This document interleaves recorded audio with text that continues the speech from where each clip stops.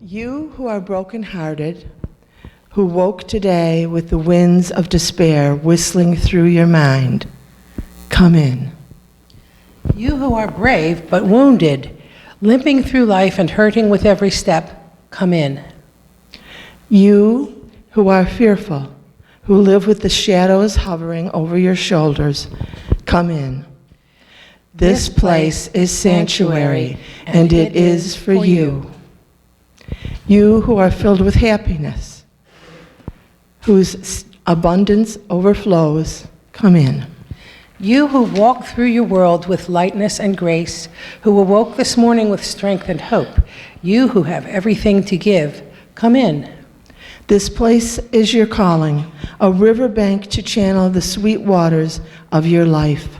The place where you are called by the world's need. Here we offer in love. Here we receive in gratitude. Here we make a circle from the great gifts of breath, attention, and purpose. Come in. Have you ever wished you could get into someone else's head to really understand what makes them tick?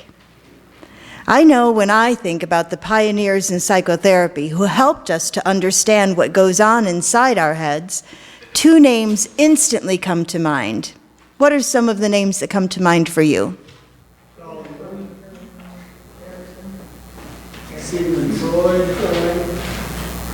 Good.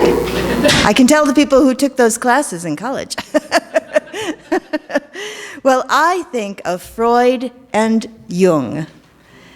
It was Carl Jung who gave us the language of the unconscious, the personas that we embody, and even our darker, more hidden self, the shadow. In fact, it was his work in these parts of ourselves that dissolved his longtime friendship with Freud, who just wasn't ready to go into these deep areas. As we explore how the masks we wear give us a sense of belonging, I think it can be useful to borrow the wisdom of Carl Jung. Each day, in fact, each moment, we make snap decisions about how we wish to appear in the world. We all do it, but these decisions can be so fast and even so hidden from ourselves that we hardly know we are doing it. Have you ever had someone say something that hurt your feelings, but you decided to keep a stoic face or maybe even maintain a smile? That was a decision to protect your vulnerability, although you may not have had that conscious thought. According to Jung, each of us contains a whole cast of characters that we embody in our day-to-day lives, in our interactions, and sometimes even in our relationship to ourselves. So we have an opportunity to watch this unfold right before our very eyes.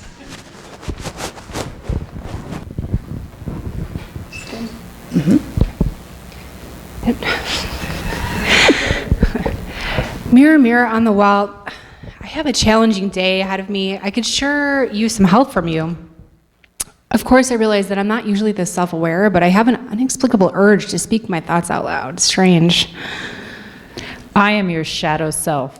Now you see me, now you don't. I'm your emotional self. I can be a little bit of a drama queen. And I see my child self is also here, innocent and vulnerable and sometimes a little bit silly. Too often, it is the child self that carries the wounds and fears that can make it feel like I don't belong anywhere.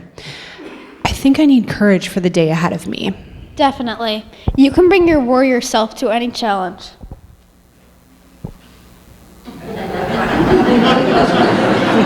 How are you feeling? I feel strong, like I could take on anything. Yeah, you're strong enough to finally tell your coworkers what you really think of them. That would be a super idea. I feel like that would be a bad idea. I have to agree, that would be a bad idea. But I can use that courage to confront some of my own fears and the things that are holding me back. I suppose. One of my friends at work is having a birthday today. I'd really like to make the day special.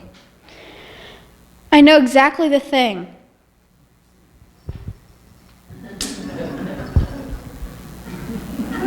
hold on.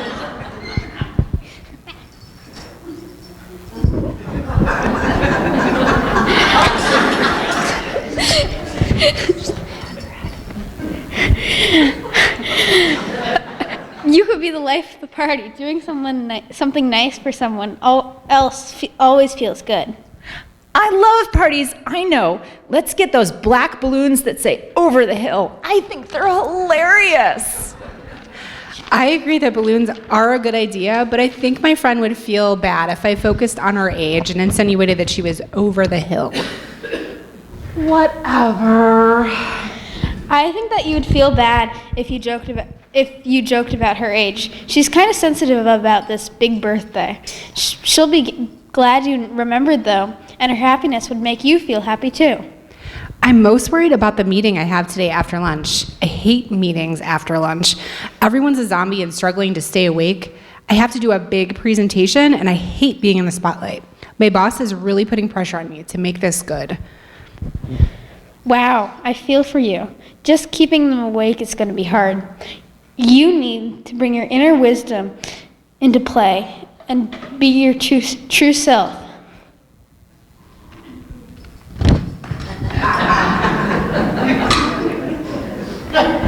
If it were me, I'd wait until they were good and sleepy and then slip in some nonsense rhymes during the presentation, just to see if they catch it. I bet your boss would think that was funny. That would be pretty funny, but not very wise. I need wisdom and discernment to put my best self forward and to be true to my person I want to be. I want my inner child to be proud of the grown-up she's become and beginning to understand that before I can feel like I belong to a group, I have to belong to myself. Wow, that feels like a really important insight. Thanks, Mirror. You always listen so well and give me such good advice. Thank you.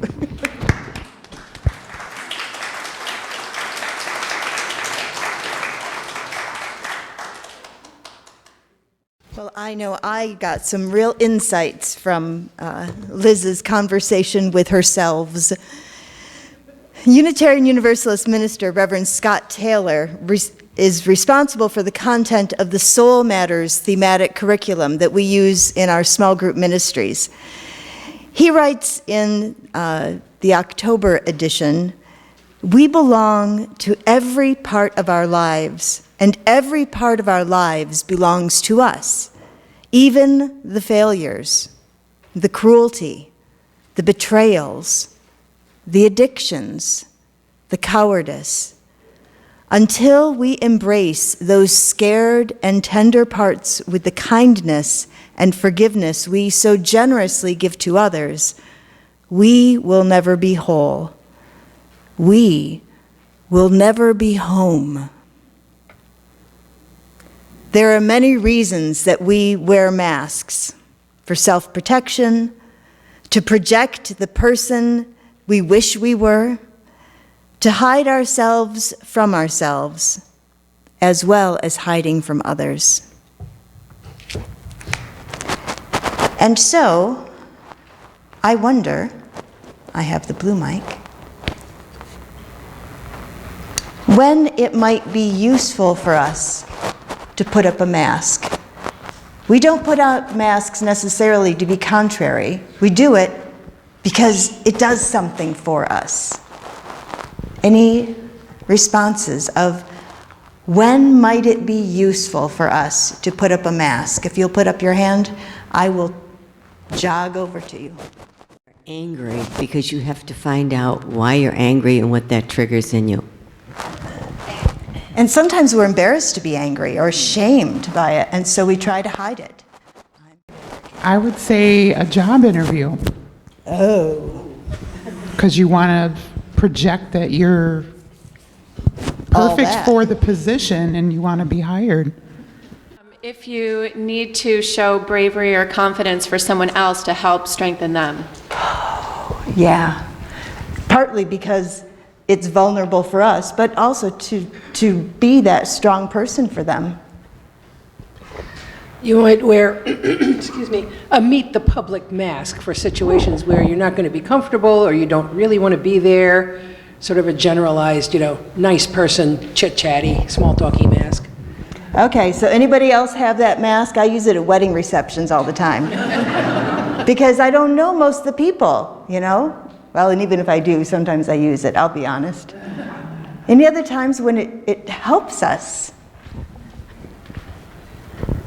Sometimes I put on a mask to be pleasant to somebody that I'd really like to not be pleasant with.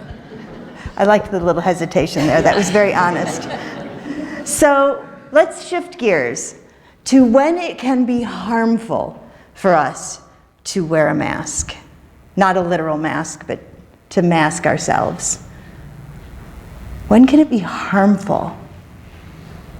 What am I seeing? Oh, sorry. You were on the other side of the pointy hat. When someone says something like racist and we don't want to confront it. Yeah. That's really hard, isn't it? When you really need help, but you're afraid to ask a friend for help, you put on a mask that everything's okay. How are you? Fine. It's our automatic pilot, isn't it? When you're not being honest with yourself. Ooh, I don't like that one, Diane. Can you just take that one back, please? I don't like that at all. With your spouse. Yeah, significant, our beloveds. Yes, it can be very harmful if we don't let our true selves be there. When for some reason or other you're being insincere. I don't know what you're talking about. No. That was insincere, by the way. So we can see there are times that a mask can be very useful to us and effective. And sometimes when it can be very, very harmful and can help to distance us, not only from the people that we're in relationship with, but from ourselves as well. So I'm not going to go around, but I want you to think for a moment and maybe call out in loud voices over each other of how we feel when we discover someone isn't who we thought they were.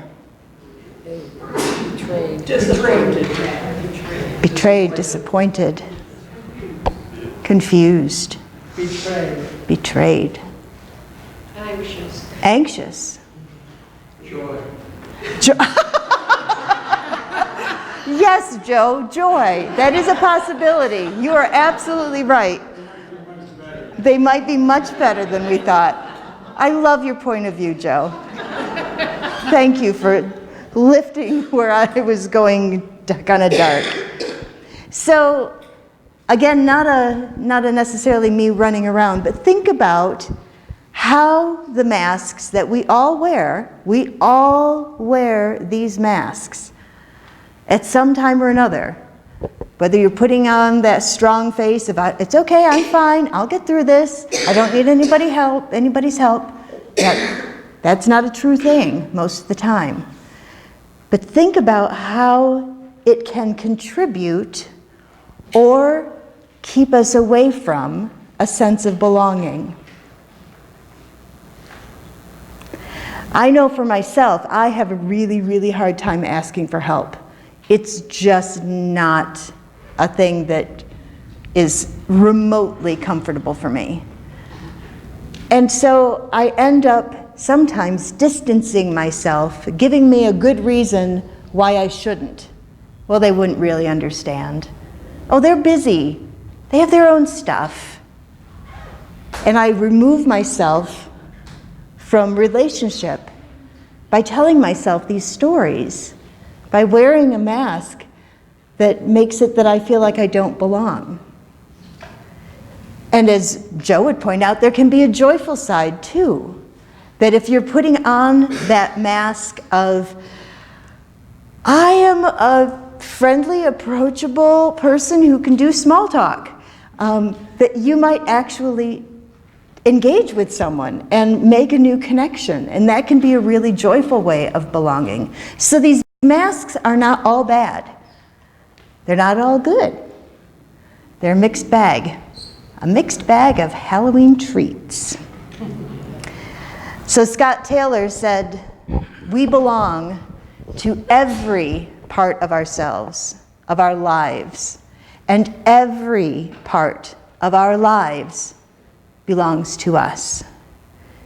Even the failures, even the cruelty and the addictions, the betrayals, the cowardice.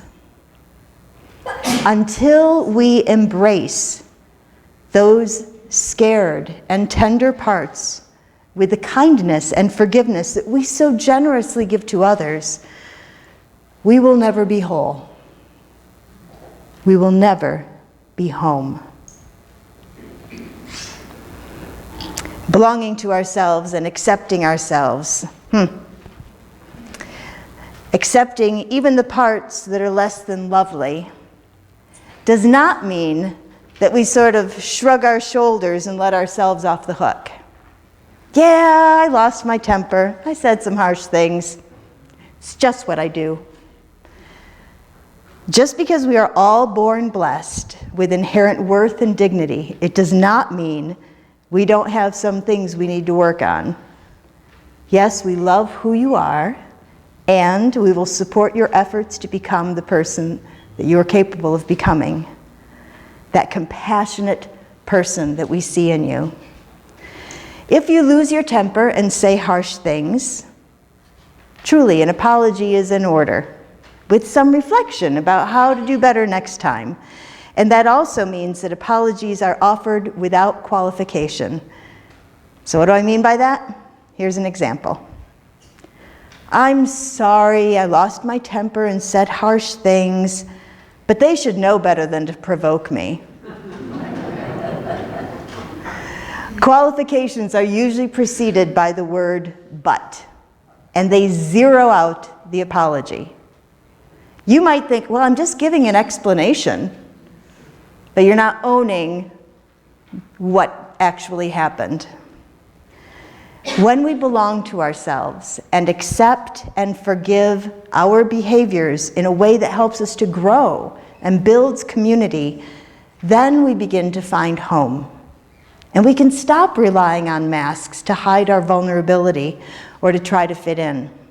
We can bring our whole selves, shiny personas and shadow, smiles and grief, hope and disappointment.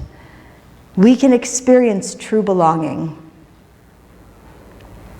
For the past 2 weeks, we have affirmed that true belonging, as Brené Brown says, is the spiritual practice of believing in and belonging to yourself so deeply that you can share your most authentic self with the world and find sacredness in both being part of something and standing alone in the wilderness. True belonging doesn't require you to change who you are. It requires you to be who you are. In her book, Braving the Wilderness, Brené Brown defines true belonging, and hopefully you can almost say this in your head as I'm going along after we've engaged in this quotation for a couple of weeks. True belonging is the spiritual practice of believing in and belonging to yourself so deeply that you can share your most authentic self with the world and find sacredness in both being part of something and standing alone in the wilderness. True belonging doesn't require you to change who you are.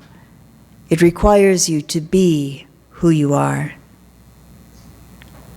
Well, that's all well and good. But how do we discover who we are? Let's look into the sacred mirror. Can you see yourself?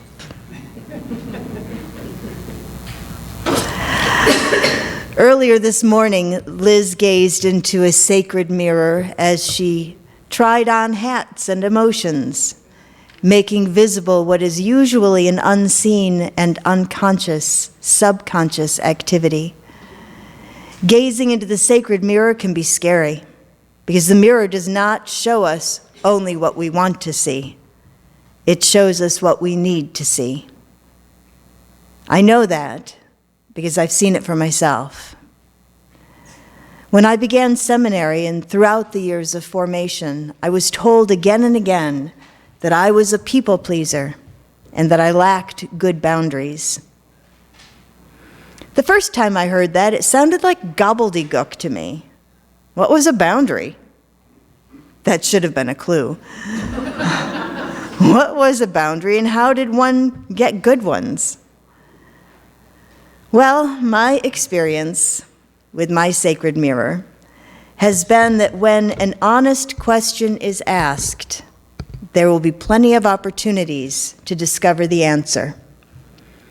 I had always prided myself on being flexible and accommodating. It's a natural way of being for me.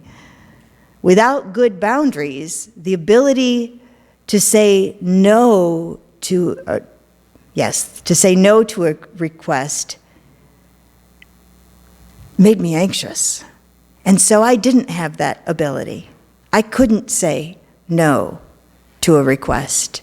And yes, I was accommodating, but it also made me a bit of a doormat.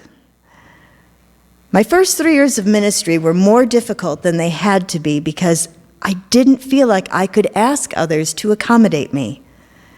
It is customary and actually written into clergy contracts and letters of call that we be guaranteed 1 day a week as a Sabbath and another day of the week for study.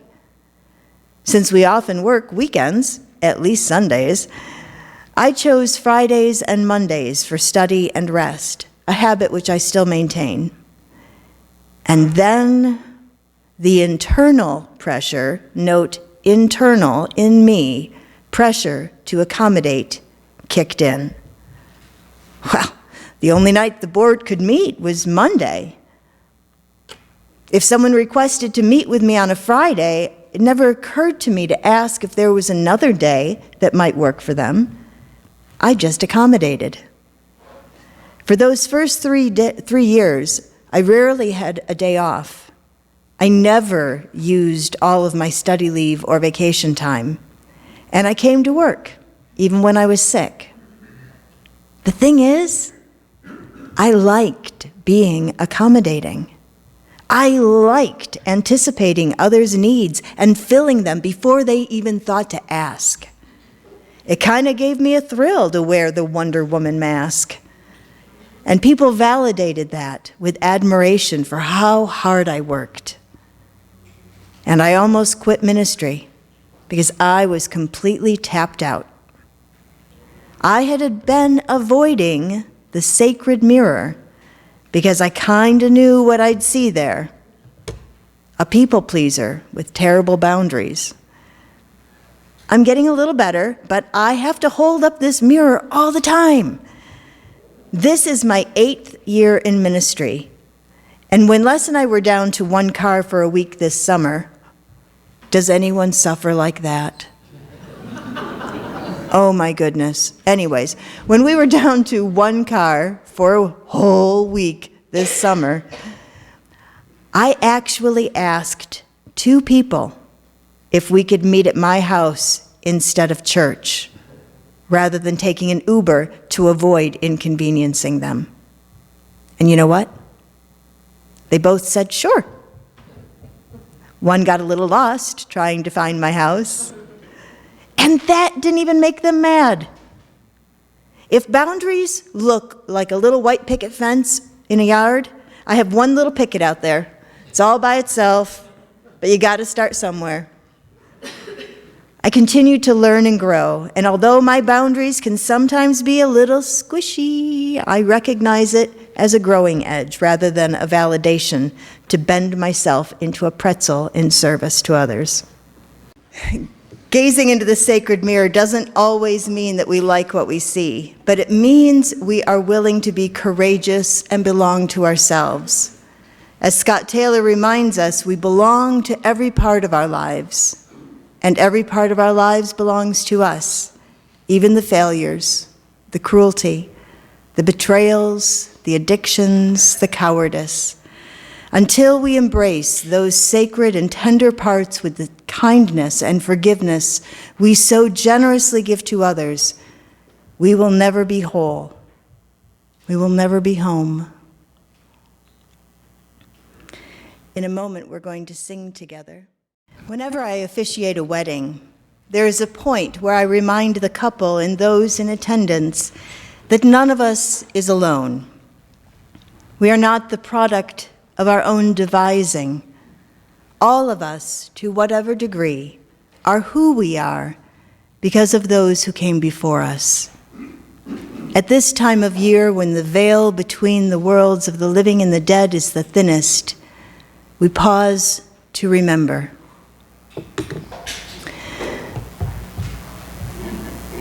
We are going to create altars of remembrance. Now, perhaps you brought a natural item with you. I invite you to bring that forward.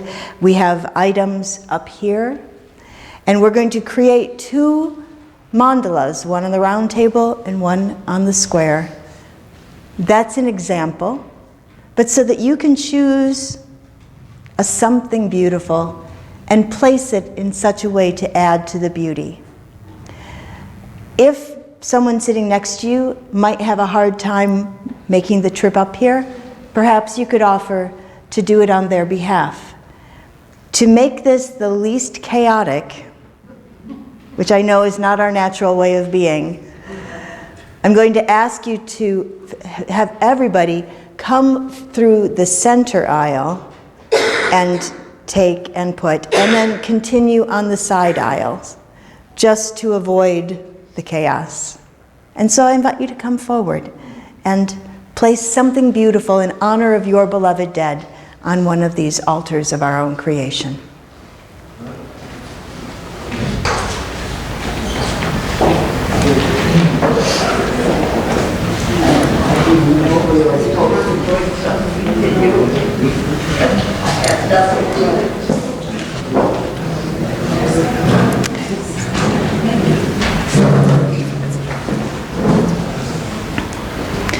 There are plenty of items up here, so please feel free to come forward and choose something lovely.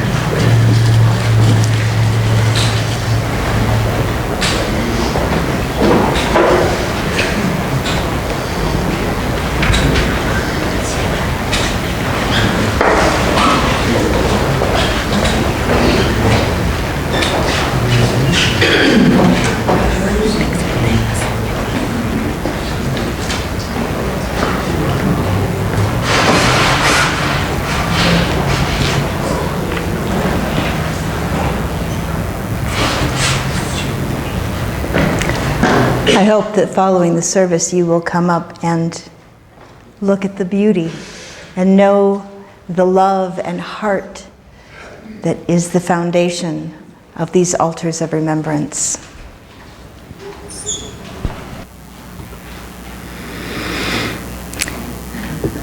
I have 3 little boxes.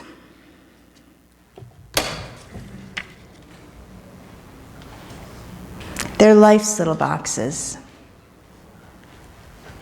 I have a box entitled Soul. This is being who you are. I have a box called Love. This is how we open ourselves to love and to love others. So it's receiving and giving. And we have a box that represents our gifts. Sharing with the world creates a place of belonging for us. These are 3 important boxes. It's important to have all 3.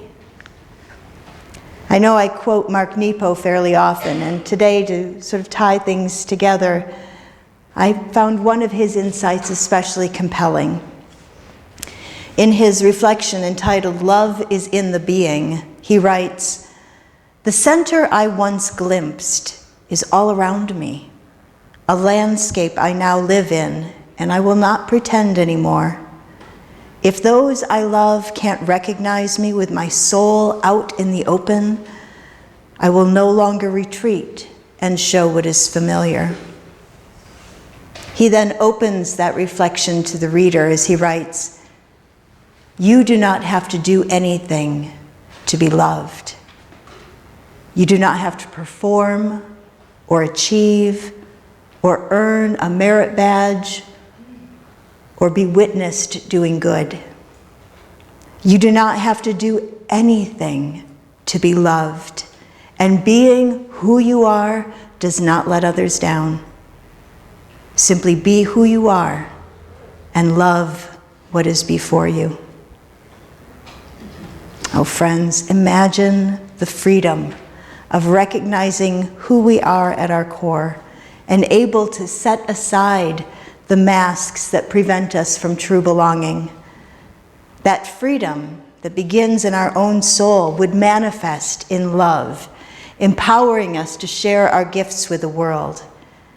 In that fullness and belonging, we could become more fully who we are. We're all longing to go home to some place we have never been, a place half remembered and half envisioned, we can only catch glimpses of from time to time. Community. Somewhere there are people to whom we can speak with passion without having the words catch in our throats. Somewhere a circle of hands will open to receive us. Eyes will light up as we enter. Voices will celebrate with us whenever we come into our own power. Community means strength that joins our strength to do the work that needs to be done. Arms to hold us when we falter. A circle of healing. A circle of friends. Somewhere, some place where we can be free. May it be here.